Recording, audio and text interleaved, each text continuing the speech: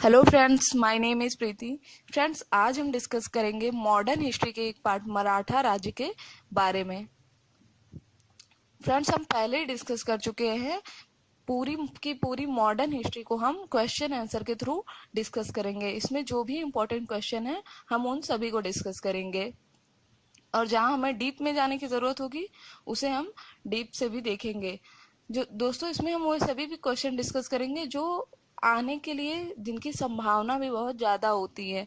जो ज़रूरी नहीं है कि हर बार आयोग क्वेश्चन को रिपीट करे, जिनके आने की भी संभावना होती है, हम उन सभी क्वेश्चन को भी डिस्कस करेंगे यहाँ पे।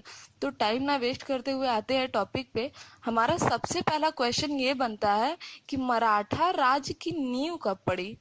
मराठा राज्य की नींव कब पड़ी? तो हम जानते हैं कि मराठा राज्य की नींव 17वीं शताब्दी शिवाजी के नेतृत्व में हुआ था। कब हुआ था? 17वीं शताब्दी में शिवाजी के नेतृत्व में हुआ था। बात करते हैं शिवाजी का जन्म कब हुआ था। तो शिवाजी का जन्म अप्रैल 1627 ईस्वी में हुआ था। कब हुआ था? अप्रैल 1627 ईस्वी में। ये क्वेश्चन वैसे नहीं पूछ सकता है, फिर भी हम जान लेते हैं कि इनका जन्म स्थान क्या था। तो पूना के निकट सिवनेर के दुर्ग में इनका जन्म हुआ था। इनके पप्पा जी थे शाहजी भोसले और माता का नाम था जीजाबाई। हम जानते हैं कि अब शिवाजी के माता पिता से तो क्वेश्चन बनेगा नहीं, लेकिन गुरु एक ऐसा इम्पोर्टेंट टॉपिक है जो किसी के भी गुरु के बारे में पूछ लेता है कि हाँ, इनके गुरु कौन थे। तो शिवाजी का गुरु भी एक इम्पॉर्टेंट टॉपिक है, इसे हमें देखना है। तो शिवाजी के गुरु थे गुरु रामदास। कौन थे? गुरु रामदास। बात करते हैं इनके संरक्षक और शिक्षक। तो क्वेश्चन यहाँ से भी बात आता है कि शिवाजी के संरक्षक कौन थे। तो शिवाजी के संरक्षक उनके दादा कोड़देव थे। कौन थे? कोड़देव थे। दोस्तों, ये जो मराठा साम्राज्य है ना, अगर इसे एज ए स्टोरी हम लोग देखें तो इस स्टोरी में एक हीरो होते हैं और एक विलन।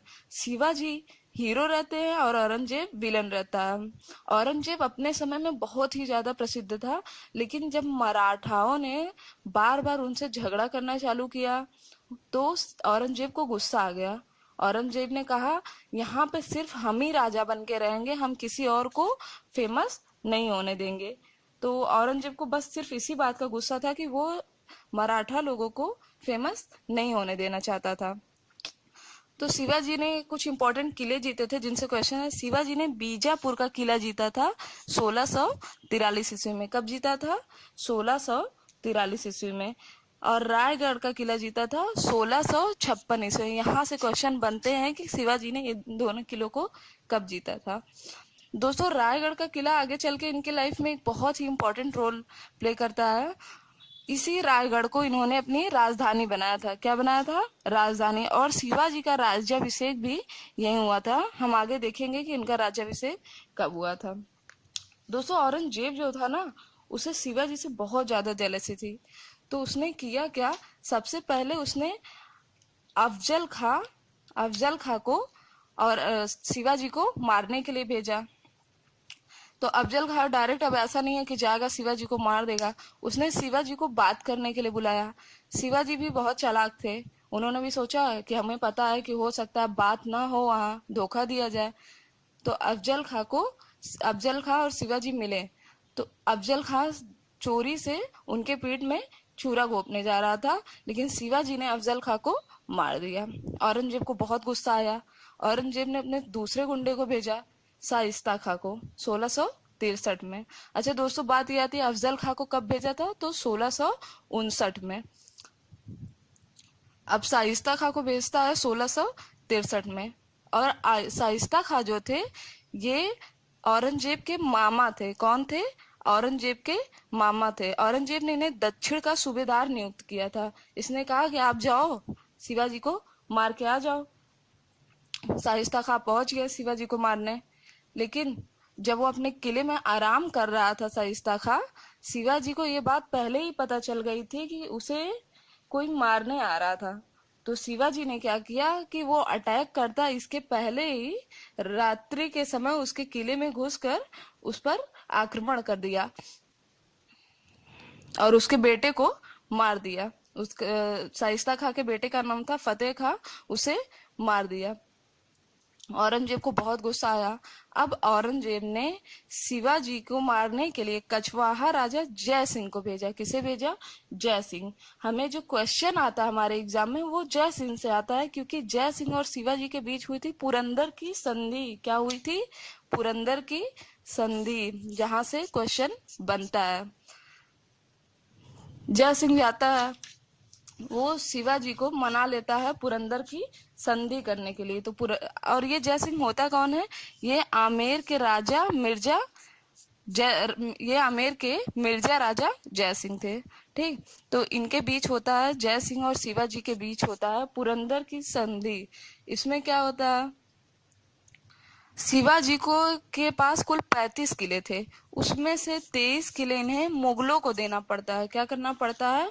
मुगलों को देना पड़ता है। तो क्वेश्चन पूछता है कि पुरंदर की संधि में क्या हुआ था, इसके परिणाम क्या थे? तो यही था कि शिवाजी को 23 किले मुगलों को देना पड़ा। नेक्स्ट बात करते हैं, और दूसरा परिणाम क्या था? तो शिवाजी ने मुगलों की तरफ से युद्ध करने और सेवा करने की भी बात कही थी। किसकी बात कही थी? मुगलों की तरफ से युद्ध करने और सेवा करने की बात। बाद में ये सब काम तो जय सिंह और शिवाजी के बीच हो गया था। औरंगजेब ने कहा उसको भी शिवाजी से मिलना है, तो जय सिंह की बात मानकर 1666 में शिवाजी औरंगजेब से मिलने चले गए। जब शिवाजी औरंगजेब के दरबार में गए तो वहां इनके साथ औरंगजेब ने बिहेवियर नहीं अच्छा किया, इनकी इंसल्ट किया। तो शिवाजी गुस्सा हो गए। जब दरबार छोड़ के जाने लगे तो औरंगजेब ने शिवाजी को कैद कर लिया। और कहाँ कैद किया? क्वेश्चन यहाँ से बनता है। तो आगरा में कैद किया था। कहाँ कैद किया था? आगरा में। शिवाजी थे बहुत चालाक, ये भी आगरा से भाग गए। बाद में शिवाजी ने औरंगजेब को पत्र लिखा और उनसे ये कहा कि ऐसा करते हैं, सारी दुश्मनी भूल जाते हैं, हम अपने पुत्र संभाजी को आपके पास भेज देते हैं। तो औरंगजेब मान गए इस बात के लिए और शिवाजी को राजा की उपाधि देता है और बरार की जागीर देता है। तो क्वेश्चन ये बनता है कि बरार की जागीर शिवाजी को कब मिली? तो 1666 ईस्वी में मिली। नेक्स्ट बात करते हैं शिवाजी के राज्याभिषेक के बारे में। किसके बारे में? शिवाजी के राज्याभिषेक के बारे में। तो दोस्तों शिवाजी का राज्याभिषेक 14 जून 1674 ईस्वी में हुआ था। क्वेश्चन हमारा यहाँ से नहीं बनता है, क्वेश्चन बनता है कि शिवाजी का राज्याभिषेक कहाँ हुआ था। तो शिवाजी का राज्याभिषेक रायगढ़ में हुआ था। कहाँ हुआ था? रायगढ़ में हुआ था। किया किसने था? तो शिवाजी का राज्याभिषेक काशी के प्रसिद्ध विद्वान थे विश्वेश्वर भट्ट या गंगा भट्ट, उन्होंने शिवाजी का राज्याभिषेक किया था। और इसी समय शिवाजी ने छत्रपति की उपाधि धारण की थी। किसकी उपाधि धारण की थी? छत्रपति की उपाधि। रायगढ़ को ही शिवाजी ने अपनी राजधानी बनाया था। ये भी इंपॉर्टेंट क्वेश्चन है। रायगढ़ को शिवाजी ने अपनी राजधानी बनाया था। नेक्स्ट बात करते हैं कि शिवाजी की मृत्यु कब हुई थी। अब ये भी यहीं देख लेते हैं। तो शिवाजी की मृत्यु हुई थी 1680 में। कब हुई थी? 1680 में। दोस्तों मराठा राज्य में जो क्वेश्चन बनते हैं, एक तो शिवाजी के राज्याभिषेक से बनते हैं, एक पुरंदर की संधि से बनते हैं, और जो क्वेश्चन इंपॉर्टेंट बनते हैं वो यहाँ की प्रशासन की व्यवस्था से बनते हैं। कहाँ से बनते हैं? यहाँ की प्रशासन की व्यवस्था, यहाँ का प्रशासन कैसा था।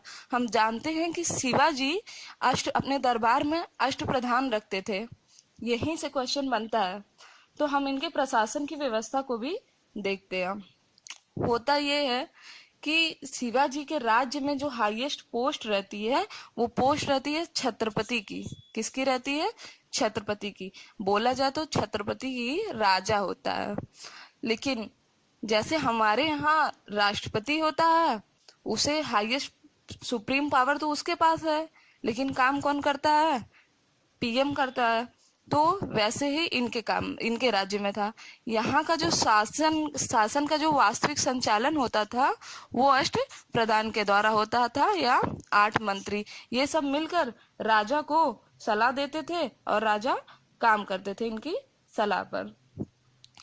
तो सबसे बड़ी पोस्ट थी इनके अष्टप्रधान में, इनके राज्य में, कि पेशवा की पोस्ट सबसे बड़ी थी। आगे चल के पेशवा ही मराठा राज्य का वास्तविक संस्थापक बन जाता है, वास्तविक शासक, संस्थापक नहीं शासक बन जाता है। बाद में आगे चल हम देखेंगे कि छत्रपति की पोस्ट राम नाम मात्र की रह जाती है और पेशवा जो है वास्तविक शासक बन जाता है बाजीराव के टाइम में। बाजीराव वही मस्तानी वाले बाजीराव। तो होता ये है कि पेशवा जो होता है ये राजा का प्रधानमंत्री या कार्यकारी राजा होता है। जब राजा बीमार पड़ जाते हैं, कहीं जाना पड़ जाता है, तो पेशवा ही उनके काम को देखता है और यही राजा का प्रधानमंत्री होता है। इनके ये पोस्ट जो है ये सीरियल वाइज है। तो इसमें दूसरी जो पोस्ट थी वो मजूमदार या आमत्य की थी। किसकी थी? मजूमदार या आमत्य की। इन्हें फाइनेंस मिनिस्टर कहते थे। क्या कहते थे? फाइनेंस मिनिस्टर, वित्त मंत्री, मजूमदार या आमत्य।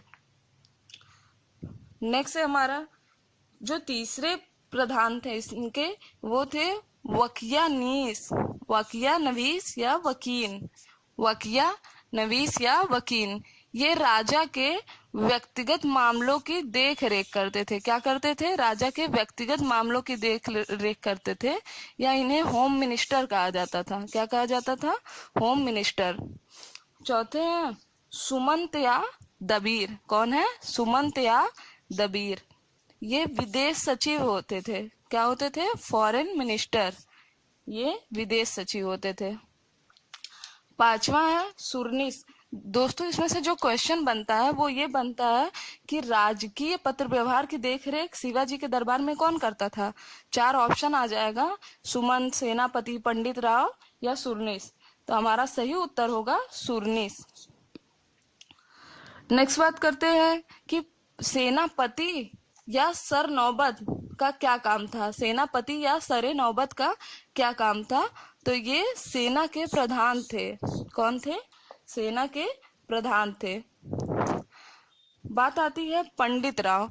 तो पंडित से समझ में आ जाता है कि पंडित है तो धर्म का ही काम करेंगे, धर्म कर्म ही करेंगे, लड़ाई करने थोड़ी जाएंगे। तो ये धार्मिक और धार्मिक मामलों के प्रधान थे। ये धार्मिक मामलों के प्रधान थे। नेक्स्ट है हमारा न्यायाधीश। तो ये प्रधान न्यायाधीश थे। दोस्तों एक क्वेश्चन इससे बनता है कि किन 2 को छोड़कर बाकी सब सेना में भाग लेते थे? युद्ध में कौन भाग लेता था?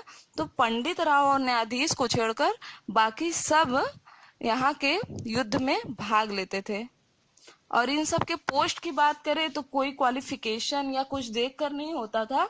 ये जैसे हमारे यहाँ राष्ट्रपति के प्रसाद पर्यंत लोग रहते हैं, उसी तरह यहाँ पे राजा के इच्छा पर्यंत ये सारी जो पोस्ट थी ये राजा के इच्छा पर्यंत थी। जब चाहे इन्होंने हटा देना था, जब चाहे ट्रांसफर कर देते थे ये।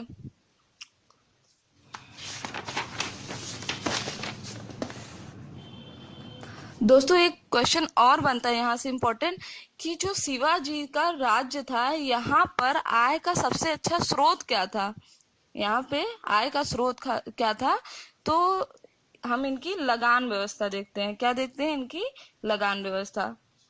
तो इनकी आय का सबसे पहला स्रोत था चौथ। ये कर वसूलते थे चौथ और सरदेशमुखी। क्या करते थे? चौथ और सरदेशमुखी, ये 2 कर वसूलते थे। ये मराठा साम्राज्य में बहुत ही मतलब सबसे ज्यादा फेमस जो कर था वो यही था। इसमें करते क्या थे चौथ में? ये जिन राज्यों को ये जीतते थे वहां पे के क्षेत्रों में जितनी उपज होती थी उसका 1/4 ये खुद रखते थे। क्या करते थे? 1/4 खुद रखते थे। चौथ से हमें इतना तो आइडिया हो जा रहा है कि 1/4 ही रखेंगे। दूसरा कर था जो हमें याद करना है वो है सरदेशमुखी। इनकी आय का दूसरा स्रोत था सरदेशमुखी। ये राज्यों की आय का 1/10 हिस्सा अपने पास मांग लेते थे कि हमें एज अ टैक्स आप लोग दे दो। एक मोस्ट इम्पॉर्टेंट चीज थी कि ये भूमि की पैमाइश रस्सी से नहीं करते थे। भूमि की पैमाइश रस्सी से नहीं करते थे, काठी या जरीब से करते थे। किससे करते थे? काठी या जरीब से। दोस्तों जैसा कि हर जगह होता है कि जब भी किसी राजा की मृत्यु होती है तो वहां पे या तो अपना उत्तराधिकारी वो चुन ले पहले ही, तो लड़ाई नहीं होगी। और अगर वो नहीं चुनता है तो दोनों भाई आपस में लड़ाई करते हैं कि हमें राज्य चाहिए, हम ज्यादा टैलेंटेड हैं, या आप कोई किसी को दे नहीं सकता। तो शिवाजी के टाइम में जब 1680 में शिवाजी की मृत्यु हो गई। हाँ, एक इम्पोर्टेंट क्वेश्चन ये लिखना मैं भूल गई कि शिवाजी का अंतिम अभियान क्या था। अंतिम अभियान था तो शिवाजी अपने अंतिम समय में कर्नाटक के अभियान में गए थे। कहाँ गए थे? कर्नाटक के अभियान पे। यहाँ वहां पर उन्होंने जिंजी का किला जीता था। तो कभी कभी क्वेश्चन आ जाता है कि शिवाजी की आखिरी विजय क्या थी, तो उन्होंने जिंजी का किला जीता था। किसका किला जीता था? जिंजी का। और इनका आखिरी अभियान था कर्नाटक के लिए। और जिंजी की विजय ही शिवाजी की आखिरी विजय थी। तो बात करते हैं उत्तराधिकारी युद्ध की। शिवाजी के दो बेटे थे, संभाजी और राजा राम। दोनों लड़ने लगे, हम राजा बनेंगे। वो बोले नहीं, हम राजा बनेंगे। होता यह है कि संभाजी 1680 में राजा बन जाते हैं। कब बनते हैं? 1680 में। और 89 तक ये राजा बने रहते हैं, राजा के पोस्ट पर यही रहते हैं। उसके बाद 1689 से 1700 तक राजा राम राजा बनते हैं। कौन बनते हैं राजा? राजा राम। 1700 में इनकी मृत्यु हो जाती है। अच्छा, संभाजी की हत्या करके रायगढ़ पर कब्जा, औरंगजेब संभाजी की हत्या कर देता है और रायगढ़ पर कब्जा कर लेता है। और उनके पुत्र साहू और उनकी पत्नी येसुबाई की बाई को कैद कर लेता है। औरंगजेब जो है, औरंगजेब की नजर तो वैसे ही शिवाजी पर थी। अब शिवाजी नहीं है तो चलो उनकी फैमिली ही सही। विलन का तो काम ही होता है यही कि पहले हीरो को परेशान करो, हीरो से नहीं कुछ मिले तो उसकी फैमिली को परेशान करो। तो वही औरंगजेब ने भी किया कि संभाजी की हत्या करके रायगढ़ पर कब्जा कर लिया और उनके पुत्र साहू जी और पत्नी येसुबाई को कैद कर लेता है। जब संभाजी की मृत्यु हो जाती है तो राजा राम राजा बनते हैं। इनकी भी मृत्यु 1700 में हो जाती है। तो राजा राम की ही पत्नी थी ताराबाई। ये बहुत ही मतलब लड़ाई में बहुत आगे थे। ये बहुत ही अच्छे लड़ाई करती थी, युद्ध में युद्ध कला इनके पास बहुत अच्छी थी। ये विधवा पत्नी थी राजा राम की। तो ये क्या करती हैं कि अपने 4 वर्षीय पुत्र शिवाजी द्वितीय को राजा बना के और खुद उसकी संरक्षिका बन जाती हैं। दोस्तों पहले ये होता था कि जो राजा बनने की आयु थी वो 21 वर्ष थी, कि जब 21 साल के हो जाएंगे तब राज्याभिषेक होगा, उसके पहले राज्याभिषेक नहीं होगा। तो लोग क्या करते थे कि अगर कोई छोटा पुत्र है जो अभी राजा बनने लायक नहीं है तो उसको राजा बना के उसकी संरक्षिका बन जाती थी। और बाद में जो पावर रहती थी, सुप्रीम पावर, वो संरक्षिका के पास ही रहती थी। तो इन्होंने क्या किया कि अपने 4 वर्षीय पुत्र को राजा बना दिया। अच्छा, अब इनका जो कार्य चलता है ये 1700 से 1707 तक ही चल पाता है। कब से कब तक? 1700 से 1707 तक। आप सोचेंगे सिर्फ 7 तक क्यों चलता है? साहू जी और येसुबाई तो कैद हैं, तो इनका विद्रोह करेगा कौन? विद्रोह करेंगे साहू जी ही। कौन करेंगे? साहू जी। हुआ ये कि 1707 में औरंगजेब की मृत्यु हो गई। 1707 में औरंगजेब की मृत्यु हो गई। तो औरंगजेब के पुत्र आजम शाह ने साहू जी को आजाद कर दिया। साहू जी और उनकी मम्मी को आजाद कर दिया। साहू जी जाते हैं, यहाँ का सबसे फेमस राज रहता है सतारा। सतारा के किले में ही ताराबाई और उनका पुत्र रहता था। तो साहू जी सतारा जाते हैं। अच्छा, जो राज्य था सतारा में, लोग ये मानते थे कि वास्तविक उत्तराधिकारी तो साहू जी हैं, लेकिन ताराबाई के डर से कोई कुछ बोलता नहीं था। सब लोग साहू जी को ही ज्यादा मानते थे कि हाँ, हमारा राजा साहू जी की होना चाहिए, क्योंकि वो योग्य शासक थे। तो ताराबाई जो साहू जी की आंटी थी, साहू जी और ताराबाई में युद्ध होता है, खेड़ा का युद्ध। ताराबाई भी अष्टप्रधान रखती थी। तो इनके पेशवा इनके ही समय में एक थे बालाजी विश्वनाथ। तो ताराबाई को छोड़कर, इनका मानना यह था कि साहू जी ही गद्दी के हकदार हैं। तो ताराबाई को छोड़कर ये आ जाते हैं साहू जी के पास बालाजी विश्वनाथ। आगे चल के यही पेशवा बनेंगे साहू जी के। साहू जी इन्हीं की मदद से इस युद्ध को जीत लेते हैं।